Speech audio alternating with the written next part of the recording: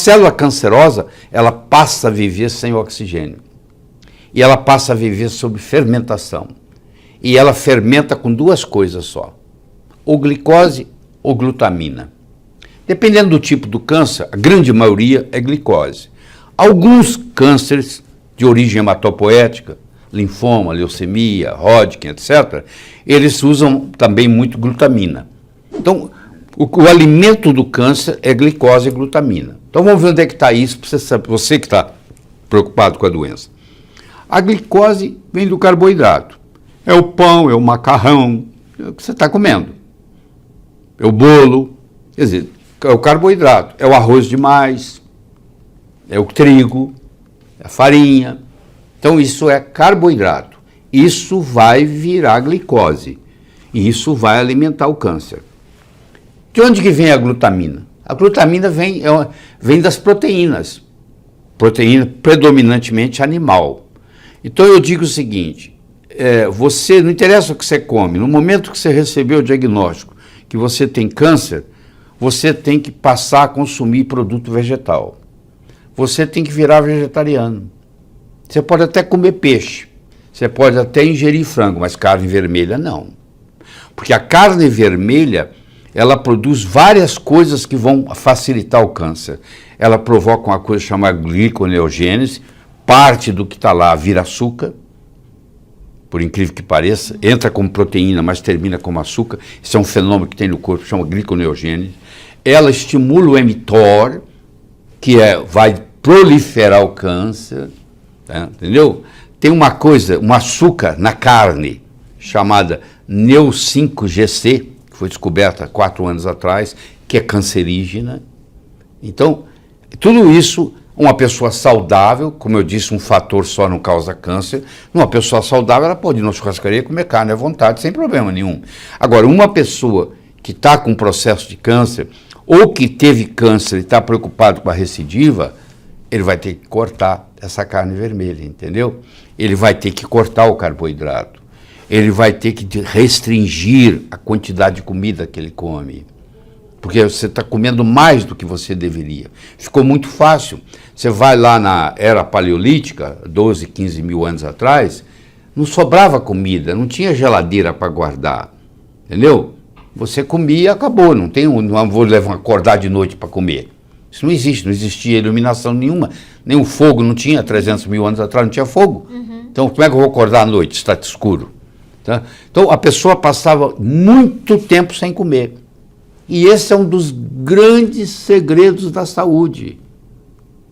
Você limitar o número de horas que você come no dia. Então você decide assim, como é o meu caso, comer das 7 da manhã às 4 da tarde.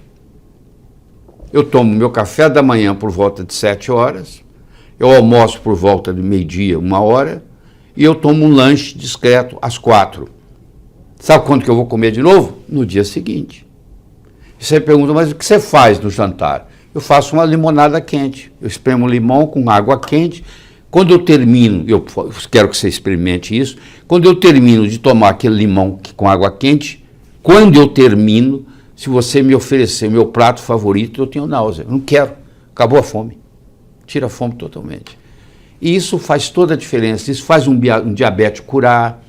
É curar mesmo, não estou falando a palavra curar. Tem trabalhos publicados na literatura, se alguém me questionar, de diabéticos que eram insulina dependente, que passaram a usar esse regime de só comer 6 horas, porque para o diabético tem que ser só 6 horas por dia, e melhora tudo, desmama da insulina, faz tudo. Só porque ele agora tem o chamado jejum intermitente.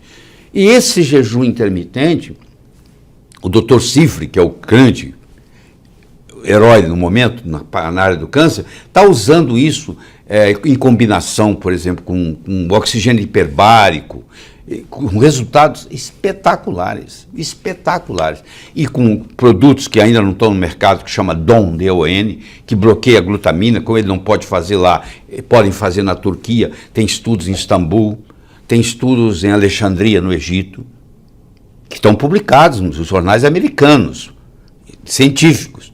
Mas como não é permitido fazer isso nos Estados Unidos, porque a lei proíbe, mas tem países que a lei não é a mesma em todo lugar. Então lá nesses lugares é legal fazer isso. Então eles fazem, como não tem efeito colateral, é o que eu estou discutindo com você aqui. Você deixar de comer uma coisa, qual é o efeito colateral que isso tem? Se deixar de comer pão, qual o mal que isso pode fazer? Na faculdade de medicina, tudo que não é droga, que não é remédio, não vale. Então você imagina, eu recebo 6 anos de curso médico, onde eu tenho lavagem cerebral, que tudo aquilo que não foi ensinado na faculdade não é verdadeiro. Nem tudo que é ensinado na faculdade é verdadeiro. Nem tudo que é verdadeiro é ensinado na faculdade. Aí você pega um caminho, você pega os protocolos e você aprende a trabalhar dentro daquilo. E claro, você tem que se defender. O que não tiver nisso aqui não me pertence. Entendeu? Vou chamar o cara de charlatão. É a primeira coisa que eles fazem. Quando não cai naquilo que eles conhecem, eles falam, esse cara é charlatão. Só que hoje a informação está democratizada. Uma pessoa como você que está me assistindo, inteligente, você vai para a internet, você entra no Amazon.com, daqui 2, 3 dias você está sabendo mais do que aquele médico. Porque você tem tempo para fazer isso. O médico está lá trabalhando 14 horas por dia, ele não tem tempo de fazer isso. Então, e também o seguinte, é o apoio. No momento que eu saio da boiada, você sabe que se tiver uma boiada indo numa estrada e tiver um buraco, e o primeiro boi cair dentro do buraco, tudo que vem atrás cai, porque a referência do boi de trás é o traseiro do boi da frente. Como o traseiro do boi da frente desceu, ele desce junto. Isso é a boiada. O boi que sai da boiada e sobe o barranco, ele saiu do, a gente chama em inglês de drift. Ele saiu do drift. Esse que saiu do drift, ele é considerado rebelde. Você não está seguindo a gente, você não está receitando estatina, então você não pertence ao nosso clube, entendeu? Porque você é um cardiologista que não receita estatina. E o cardiologista é quase que obrigado socialmente, para não perder os amigos, a receitar estatina. Porque ele não tem coragem, mesmo que ele tenha lido, de falar, peraí, pô, eu não posso ficar envenenando os meus pacientes. E com câncer é a mesma coisa? A mesma coisa ou até pior. Ou até pior, porque você sabe que a químio é pífia, os resultados são pífios. Mas a pessoa que não estiver fazendo químio, dependendo do tipo de câncer, que não dá para discutir aqui, a pressão da família é tão grande, o difícil não é o médico que está com esse conhecimento todo tratar o paciente. O difícil é tratar a família, porque ele vai ter um irmão, um primo, não, mas você tem que fazer isso, você tem que fazer aquilo, você tem que fazer a rádio, e a pessoa acaba fazendo. Então o que acontece? A pessoa faz a químio, a pessoa faz a rádio, a pessoa faz a cirurgia, aí quando ele se dá conta que não resolveu nada, ele chega para a medicina integrativa. Aí ele fala, a medicina integrativa não funciona. Chegou fase 4. Quer dizer, fase 4, estágio 4 significa, já tem metástase.